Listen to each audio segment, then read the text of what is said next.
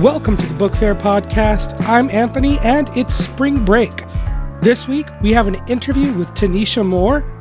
The education department is expected to lay off half its workers. Missouri withdraws funding for digital library catalog. And Moms for Liberty appears to be backing away from book banning. Let's begin first with an interview with Tanisha T. Moore about her new book, Wash Day Love. Hello, T. How are you doing today? I am doing great. How about you? I'm great. Just start us off. Would you like to just tell the audience a little bit about yourself and the book we'll be discussing today? Sure. I am Tanisha T. Moore. I'm a mama of three amazing humans. And we live in the state of Alabama, so we roll with the tide. Um, and we are going to talk about my newest picture book, Wash Day Love, that is illustrated by Raisa Figueroa. It is a wonderful book. It's very colorful, it's very vibrant, and it's very sweet. And it has a lot to do with family, doesn't it? It does, and that is not by accident. That is by design, very intentional. My mother and also my sister are very instrumental um, with my own children, as far as like helping me with their hair and showing me how to do their hair. My mother, especially, has been very hands-on with me.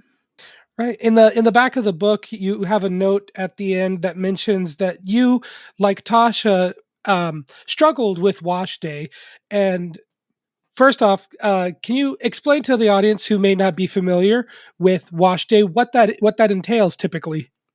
Yeah, so wash day is, I would call it a rite of passage within the Black community. It's something that we all go through. It very well could be a weekend affair. You're in, so for example, when my daughters, when they used to get their hair braided, um, after about maybe a few weeks or so, I would take their braids down, stay on a Thursday night. And then Friday, I would just kind of like brush their hair up into a ponytail, send them off to school. But then Friday, when they got home, is when I am now working on trying to detangle before I start washing it.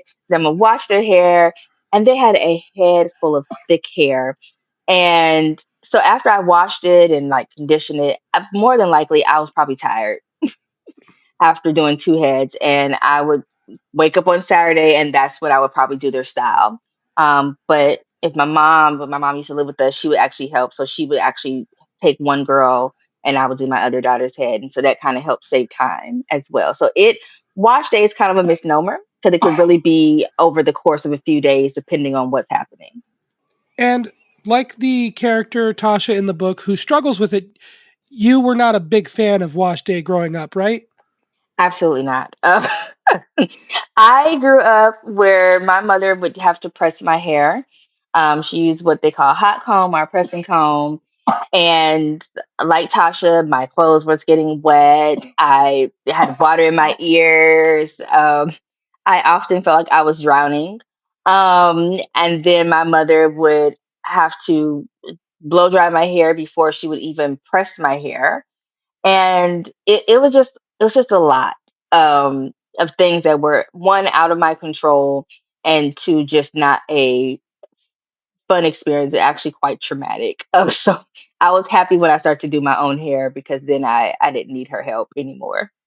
And a book like Wash Day Love, would that have been something that a younger version of yourself would have been able to learn from, perhaps? Yes. So for me, growing up, I think a book like this would have been helpful in the fact of knowing that there was other children going through this. Um, and that's what I kind of hope this book would do. It spoke to that younger child for myself, and one, embracing the process that comes along with Wash Day, but also knowing that if I get through this, the other side of it is I get to this really beautiful hairstyle that I probably asked my mom to do for me anyway, and having to go through that process. So it absolutely would have been probably a life-changing book for me growing up. And you go from kind of fighting against Wash Day as somebody who maybe had a rough experience with it. It was kind of a lot. It was overwhelming to being a mother now. Yeah. Um, and with your mother helping out, how important is that generational household in keeping these kinds of cultural touchstones, these rites of passage? How important is the multi generational household to keeping that alive and thriving? Right. So, for me, what I've experienced now that I'm older, I mean, there's still a little trauma when I go get my own hair done, but it's not as bad as it used to be. But for me, what I have enjoyed the most is being able to spend time with my mom, and creating memories with her. But not only that, my kids get to also create their own memories of their Gigi doing their hair, or my mother-in-law when she's done their hair. They get to have these memories. And even my sister who helps out with their hair. And so they're surrounded by family. And it's something that when they get older, they'll have conversations probably like I've had with my friends of, I remember when my aunt used to do my hair, or my mom, or my granny, or my Gigi. And so for them, I really love that they're getting to have these connections. And being able to share those experiences with other people, is that kind of what makes it more of a rite of passage as opposed to just routine maintenance of hair that's just a high volume and curly? I think so. I think really it's the community that's around it. Because at some point, depending on the situation, you might take your child to the hair salon at some point, or it might be a day that you can't do their hair, and so you call over a friend that knows how to do hair. Like it feels like it's just this community aspect, right? There's the village, so to speak, that is involved in wash day. Um, and I know, like I said, in my case with my own children, it was a all hands on deck type of situation. With all hands on deck, it kind of brings the whole family. Does it bring more than just the women in the family together? My husband has been known to pull out a rat tail comb and help take down braids. And so, and that's always helpful too. And so it's not necessarily always just the women doing it, but it is definitely something that is definitely among the women in the family. And we are living in crazy divided times right now, in a time where diversity is under attack. Is there any message that you would like to give to somebody in a bookstore that might see Wash Day Love on the shelf and say, it's just hair?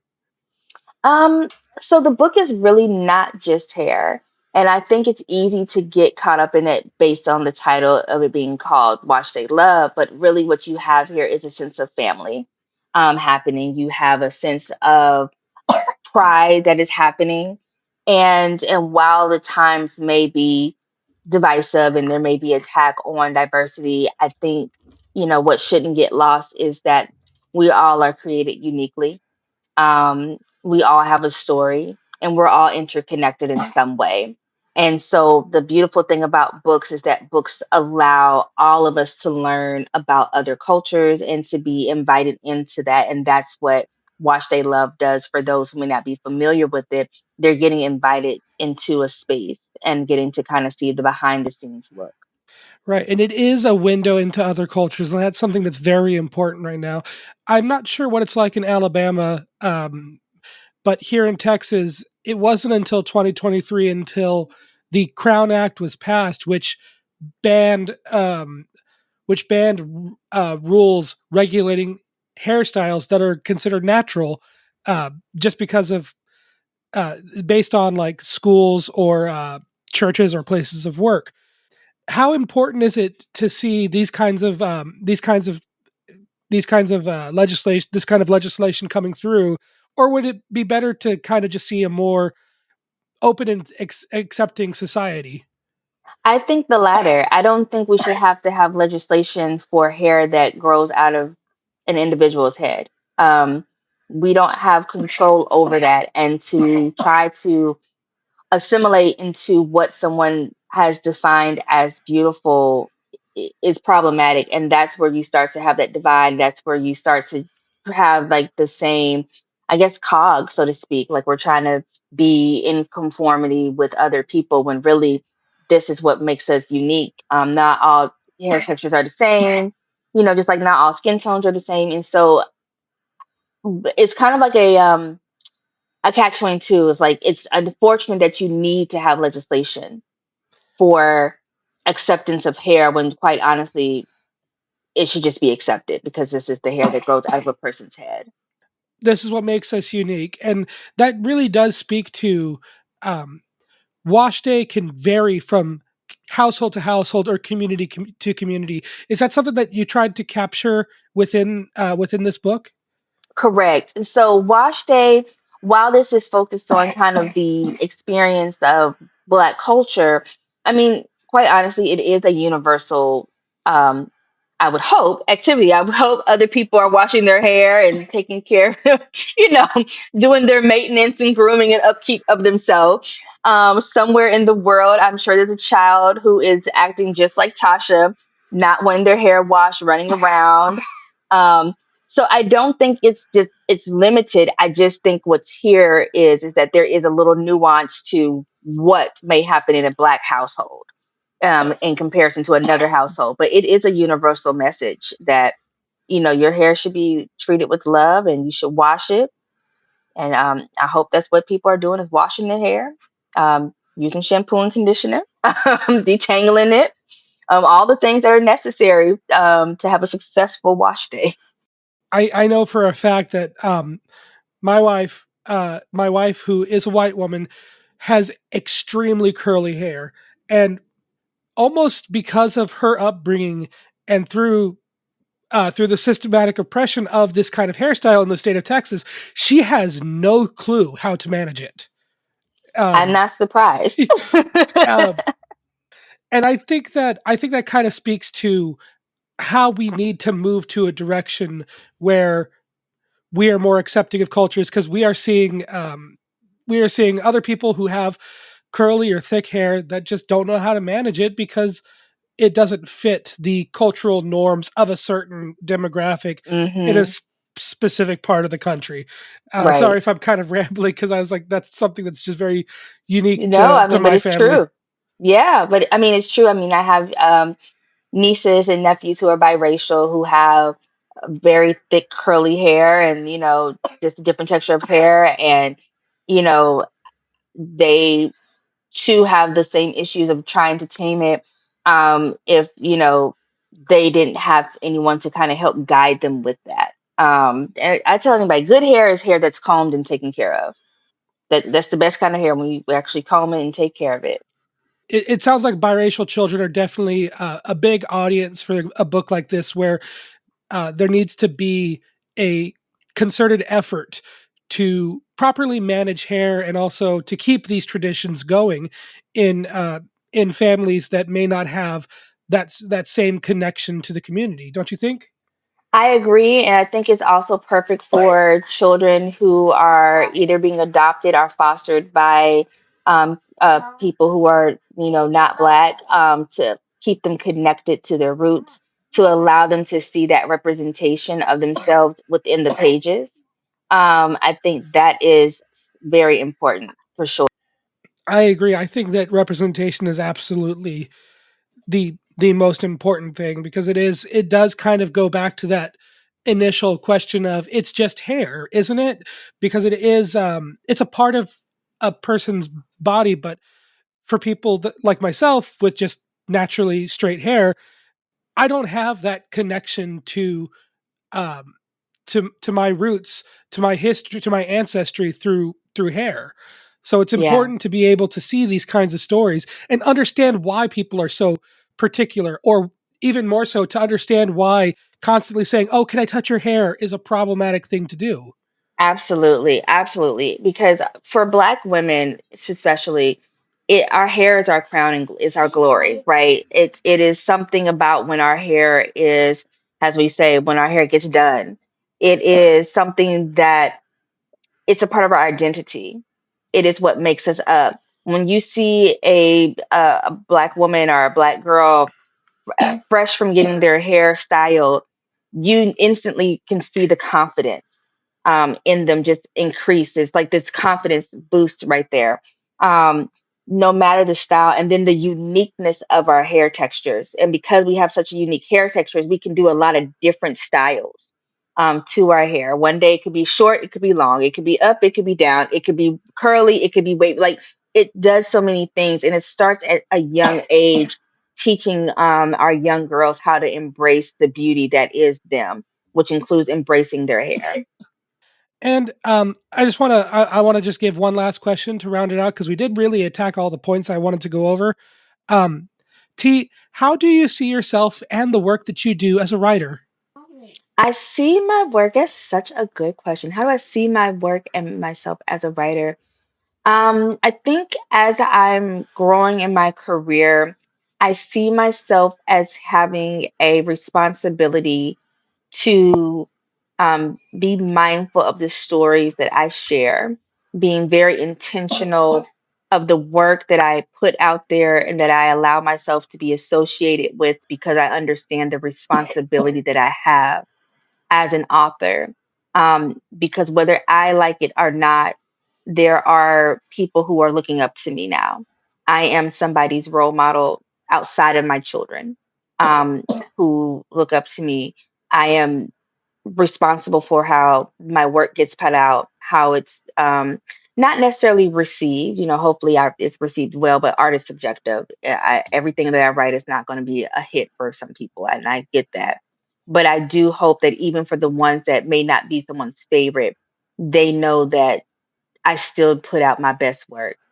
That T still carried this story with such care and respect and reverence. Um, and that's kind of how I view my work. I take it as a ministry. I am a Christian, and so I believe that it's part of my ministry. This is one of the giftings that was given to me, and I don't take it lightly what I get to do um, for, to share this gift. It's not mine to keep anyway, it's a gift. So I'm happy to share it. That was an interview with Tanisha T. Moore. Her new book, Wash Day Love, is available now, and you can find out more about Tanisha at tanishamore.com. Next up, let's take a look at some recent releases. But first, if you appreciate the work being done on the Book Faire podcast, you can support the podcast simply by leaving a review or rating or a comment wherever you're listening. The podcast is available on Spotify, Apple Podcasts, as well as on YouTube. You can also simply share the podcast with a friend, a relative, or an educator or a young reader in your life. Lastly, you can go to patreon.com/thebookfair. You can follow for free, and you will be able to find all links to resources and headlines used throughout the podcast. Now, on with recent releases. Beginning with Every Peach is a Story by David Masumoto and Nikiko Masumoto, illustrated by Lauren Tamaki. 3 generations of a Japanese-American family pass down embodied wisdom in this tender, seasonal tale authored by a father-daughter team. In spring, as young Midori walks with dad Ji-chan through a peach orchard, Midori bites into a crunchy fruit. Ji-chan, who advises that a peach is ripe, quote, when it tastes like a story, compares the peaches to their ancestors' early years in America, as green-inked images depict their incarceration. When warmer temperatures turn the peaches and scenes yellow, Dad talks about how the family farm began. And in summer, as the images embrace warm oranges and pinks, Midori at last bites into a ripe peach that floods her with appreciation for her family's history.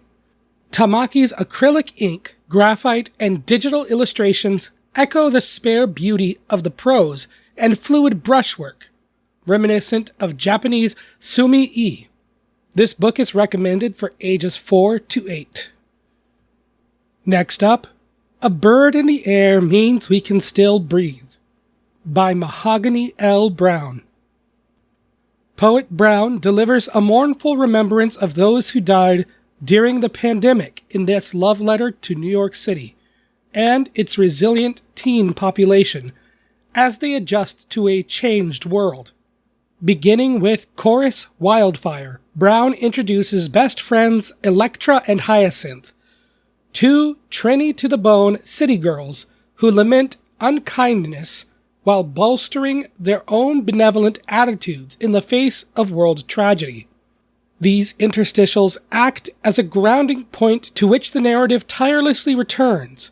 Quote, "This is why Electra and I are chorus. We have seen it all."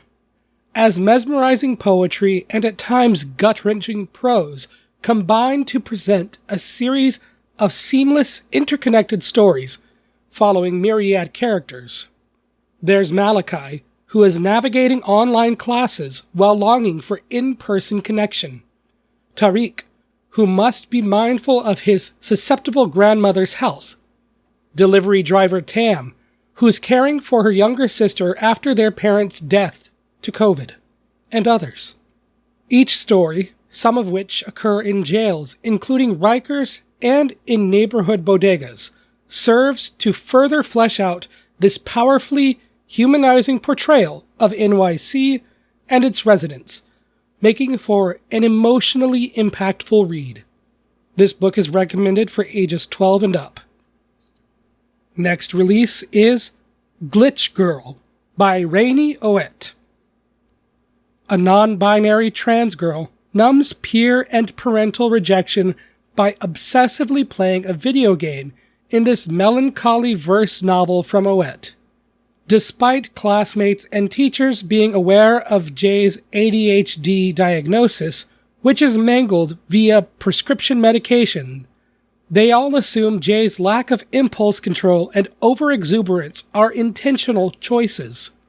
To cope, Jay plays simulator game Coaster Boss, discovering glitches, modifying theme park rides, and creating avatars resembling classmates as well as self-portraits that serve as park guests.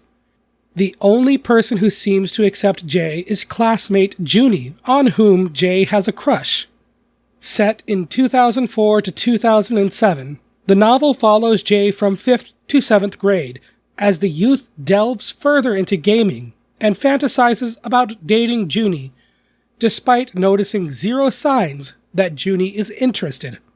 As Jay continues to struggle socially and endures parental abuse from Jewish Russian immigrant parents, Jay's assigned gender becomes increasingly restrictive to the middle schooler's growing sense of self.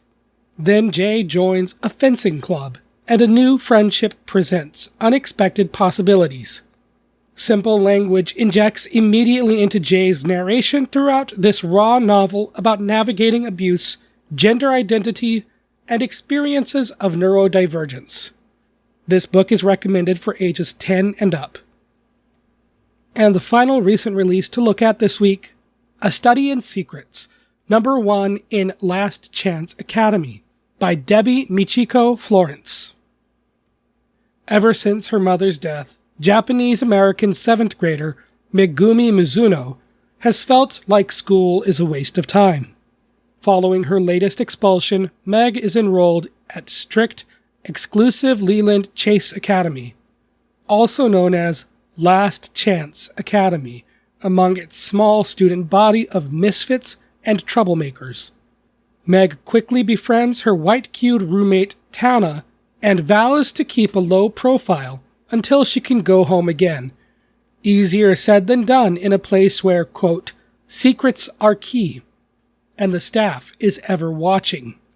When students receive mysterious letters inviting them to participate in an illicit treasure hunt, Meg, who associates treasure hunts with memories of her mom, is wary but interested, especially as the reward is an all-expenses-paid winter break vacation. Despite being unable to fully trust anyone, Meg is forced to work with her classmates. And as the hunt progresses and competitors are eliminated, new friends in pursuit of their own goals are liable to become sworn enemies. In this twisty tale of secrets and riddles, Florence explores issues of grief, guilt, friendship, and betrayal. Memorably rendered characters and an appropriately mysterious setting, boasting hidden passages and lost history, make for a brisk, clever series opener. This book is recommended for ages 8 to 12. And now, closing out the episode with 3 brief headlines, beginning with Education Department expected to cut half its staff. The Department of Education employs roughly 3,000 people in its headquarters in Washington, D.C., and about 1,300 will receive termination notices, according to a press release from the department. Secretary of Education Linda McMahon said in a statement that the layoffs reflect the department's commitment to efficiency, accountability, and in ensuring the resources are directed where they matter most, to students, parents, and teachers. In an interview, McMahon said the layoffs are the first step on the road toward shutting down the department. Quote, "That was the president's mandate, his directive to me. It is important to remember that the president and the DOE secretary cannot close the department without congressional approval. And for now, we have Democrats in office that oppose the closing, or even cutting, of the department. Hopefully we continue to see resistance to this harmful plan to close the Department of Education." Next up, Missouri Secretary withdraws funding of digital library catalog. Public libraries across the United States utilize Overdrive and its companion apps like Sora and Libby to give patrons access to digital catalogs of ebooks, audiobooks, and magazines online. This brings us to Missouri Secretary of State Denny Hoskins, who is pausing funding to the digital catalog company until it can prove it has safeguards barring children from accessing inappropriate content. This comes after a Senate committee hearing of a bill seeking regulation of digital library catalogs. It alleges Overdrive and its apps allow minors to access explicit sexual material. The Secretary of State's office runs the state library and helps fund Overdrive, which makes up $30,000 of the office's $3.1 million appropriation for the Missouri Research and Education Network. And now, closing on more optimistic news, Moms for Liberty is shutting down their book rating website, BookLooks. The controversial activist group Moms for Liberty launched booklooks.org in 2022, which provided cherry-picked passages from books the group seeks to review, so members can challenge them at schools and public libraries. Since then, libraries have been targeted by challenges using quotes and copy-pasted complaints from BookLooks and Moms for Liberty. However, on March 10th, the website was updating, displaying a text that read, quote, "As of Sunday, March 23rd, 2025, booklooks.org will be ceasing operation and taking down all of our reports from the site.